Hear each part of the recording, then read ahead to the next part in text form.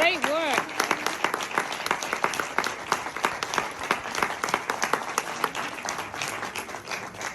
I had a whole fancy intro prepared for you both, and then I realized it's not necessary. Yeah. Michel Franco, I'd seen New Order. I think he's just an incredible filmmaker, and my agent asked me if I'd be interested in working with him. I said absolutely. They sent me the script, and I was so blown away by how different it was than most scripts I read. I mean, he was just so courageous in the writing of all the characters. All the characters did really complicated, irresponsible things, which is very rare to get scripts that allow that to happen to your lead characters. And also to be very incredibly, I love playing characters who are flawed, because I'm super flawed. So makes me feel human. So yeah, that's how it came to me. Were you given any kind of context about what it was about? Because I don't feel like this is the kind of movie that lends itself to a 20-second elevator pitch. You know? No. Oh my gosh, you guys. I've just been projecting for so long, and I didn't. I read the script, and then he and I had a Zoom. He was like in the back of a car, his part of the Zoom, and from the very beginning, he was really like, I'm not giving you anything. Because he kept saying, he's like, I make my movies for no money, there's no trailers, and no hair and makeup budget or anything. I'm like, that's fine. And then he started and then he said at one point, he goes, well, I want to be sure, he said, do you really want to do a movie like this? Because I think he just was afraid of getting pulled towards Hollywood and then being in the waiting room for so long. And I was like, I will make this film as soon as I can, and we did. I'm curious when you're. I did an industrial for Six Flags. And sometimes I wonder if it's still out there because I've literally never been so nervous in my entire life. I had sewing machine leg. Has anyone ever had sewing machine leg? And no, I was doing the video where I showed you how to put someone safely into the roller coaster. Make sure that thing's down, but my hand goes like. These are all the lies you say. Yeah. Jessica, for you? Hello everybody. Hello. When I was a teenager, I did a commercial, but I must have been very, very, like on cable channels or something, I don't remember, it was a very long time ago, for Utah Transit. Oh, that's a thing? Yeah, I guess it was a thing, and I played a witch in the old days who had visions of a world where people would take a bus and a train. And then they put me in the stocks. Is that supposed to be a horror that people would ride the bus? No, it was like, I have a dream, Oh, in the future there's going to be this and this, and they're like, she's crazy. That was good space work. Yeah. See why you're Reading it, I thought, oh, okay. When I got to the parts scene, I thought, all right, this is a revenge drama. Here we go. It's gonna be like, because of Me Too, we're gonna see her take her anger out. And then, it wasn't that. And then I thought when I was getting towards the end, I thought, oh no, it's gonna be a thriller, like she's gonna find out he is the guy. We've all seen all of these. Yeah, exactly. And it was neither of those things. It lacked any kind of cliche, which I was so impressed with. Again, I thought it was incredibly interesting and delicate and complicated in a way that I sometimes see European and international cinema, where there's a lot of gray area, but sometimes I think with bigger studio films or with more people, more executives involved, more people in the writer's ear, I guess the story can be black and white, the good and the bad. And I like that this has so much complication in it. And I understand it was actually you who came up with the idea of reaching out to Peter, although he didn't know that at the time, right? You only learned that recently? No. Not right now, but fairly recently. No, I learned it in Venice. I guess we might have been doing an interview on the house. I didn't say it, Michelle. It's not the kind of thing you would want to know. I mean, I was happy that I didn't know when we were filming in some way. It's such a lovely thing. What I did feel is that we immediately could trust each other, even though we rarely spoke. Like I always say this, we really rarely spoke, except on camera. We would say, good morning, Peter. Good morning, Jessica.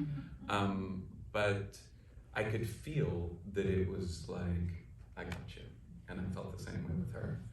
And I think that's just the most necessary. People ask about chemistry all the time, you know, with us on this movie. And I think it starts with trust, really. That's so. By the way, you mentioned Venice, and I should mention you won the Best Actor. Best Woo! Actor. Congratulations!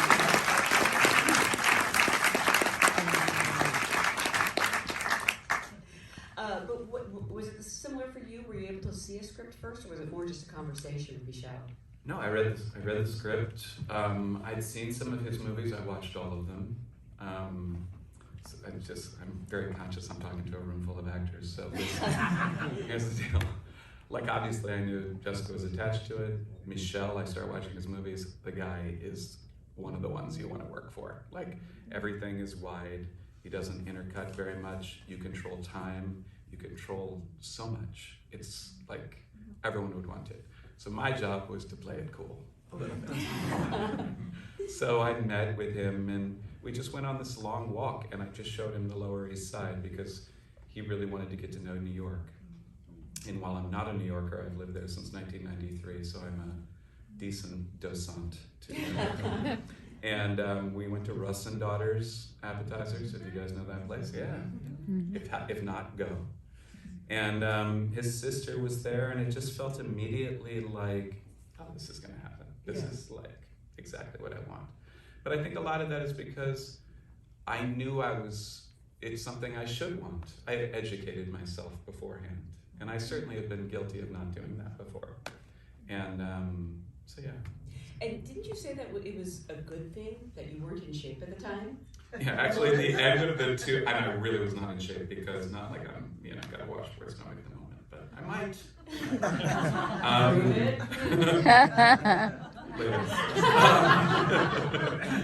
No, but at the end of this walk, I was telling him, I was like, I've had a herniated disc, and I used to run like 50 kilometers at a time, and that's probably why I have a herniated disc.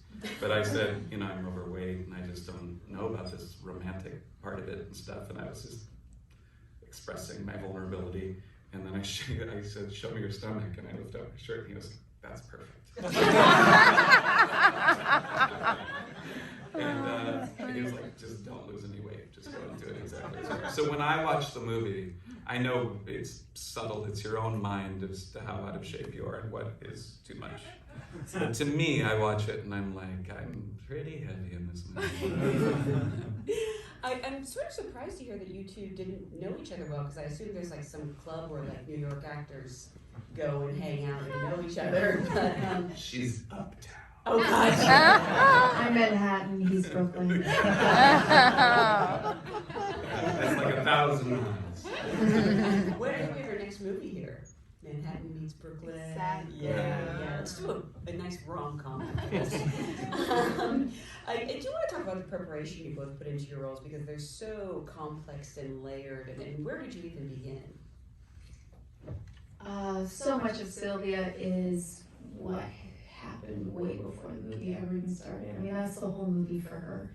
And so I had to just answer every question I could. And my preparation changes for every film depending on each character I play. Sometimes it starts from the outside. If I'm, playing a character that I need to appear to be like them, so I study their mannerisms, I study their voice. And sometimes it starts from the inside, and this a very personal thing. And with Sylvia, it started there. It started with trying to answer any kind of question I could think about her. How was her daughter conceived? Does she even know? What was her lowest point? When did she decide to become sober? What did her father smell like? What kind of movies were on TV? And there were all of those questions that then is so present from the moment we see her, because the whole, the whole movie is her just trying to avoid any kind of human interaction because that has to be so full. And because I worked on it before, I didn't have to think about it when I was on set at all. I just needed to, because I was playing a solitary character, I needed to be as quiet as possible. And so there wasn't chit chat on the set. I really was, I would show up, say hello, and then we would meet each other when the camera rolled. And Peter, for you, I know that I think every dementia has touched everyone's life to some extent. Yeah. But you also consulted with doctors, I believe? Yeah, Dr. Peter Whitehouse, very easy name to remember. I was going to say, that sounds Especially if big. your name is Peter and there's the White House. But he helped me. He put me in touch with some people that have dementia that I talked to on the phone, 2 guys in particular. And you would never have known they had dementia, really. They talked to me about some of their experiences, but they were both at the beginning where this guy is. And very interesting place to be right at the beginning there. And the main thing that I really worked on, the dementia aspect, because my uncle had it, I just know it. And he was such an inspiration for me with this role because of his, not because of his dementia, but because of his, light, you know. Yeah. You said it. All right. But the main thing that I wanted to make for the character was the idea of this wife who had died. And he has this enormous reservoir of love that he needs to fill, that, the person left. Mm-hmm. So to me, that once I started thinking about that, the whole role was like done. Do you, since we don't see the wife, but do you have an image in your mind of the character of who she was? Oh yeah, Yeah. that's my preparation. Yeah, dementia. We can talk about that stuff, but that's just his condition.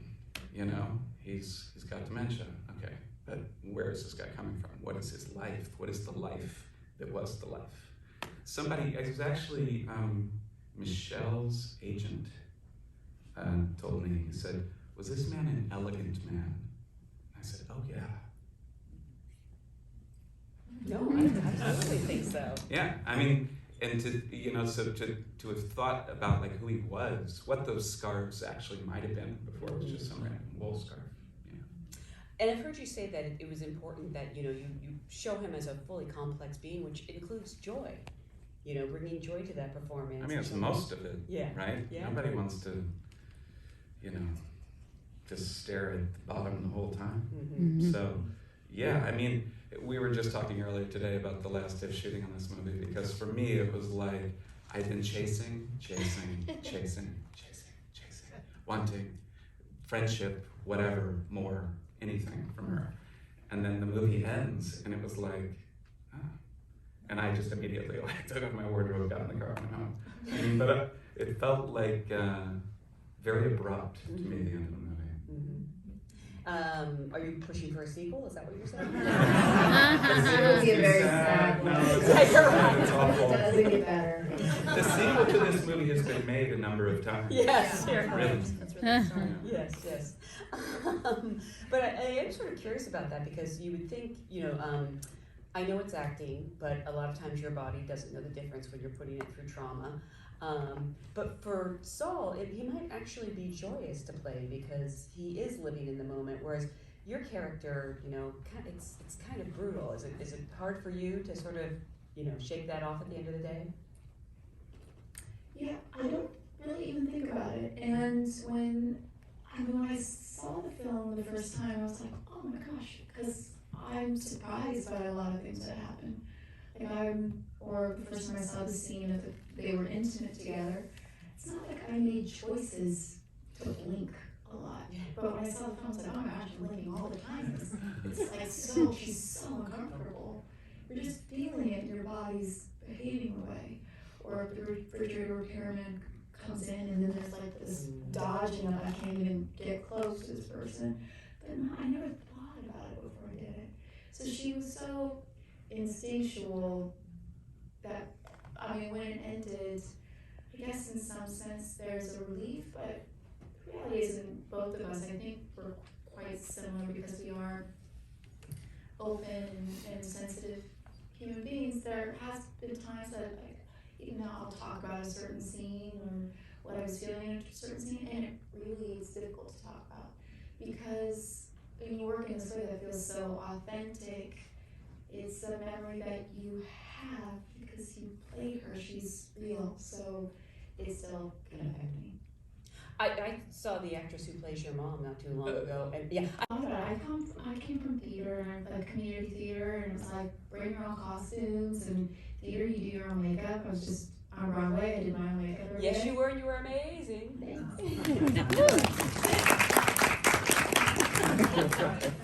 But it's, you can get pampered a little bit, I think, Yeah. in the film side, but I remember drama class and always dressing up as characters and playing Mad Margaret and like blacking out my teeth, and I love that aspect of creating a character. And so Michelle was quite nervous in the beginning that I think because it was like Oscar season and you see me in all these gowns, he was just nervous that I wouldn't look like Sylvia. And so I went to Target and I bought some clothes that I thought would look like her, and I started taking pictures and sending them to him, and then I showed up with my bag of clothes and like Goodwill stores, and that's how the majority of her closet was formed. Peter, you've done a lot of independent films. Do you like working in this way? Do you prefer it? Everyone does. Yeah. Really? Yeah. You don't want to work on one scene for 6 days. And in a Michelle Franco movie, literally what I shot in 6 days in another big movie, we would shoot in a morning. Like if he sets up, we rehearse the scene. There's a fair amount of time just of working on the scene before anything's rolling. Everybody leaves, and then Eve, his DP, comes in and they watch what we're doing, and then they talk about where the camera goes. They set it up, and it's almost always something that includes all of us. And we shoot it, and then when we have it, that's the end of that scene. There's no coverage. So,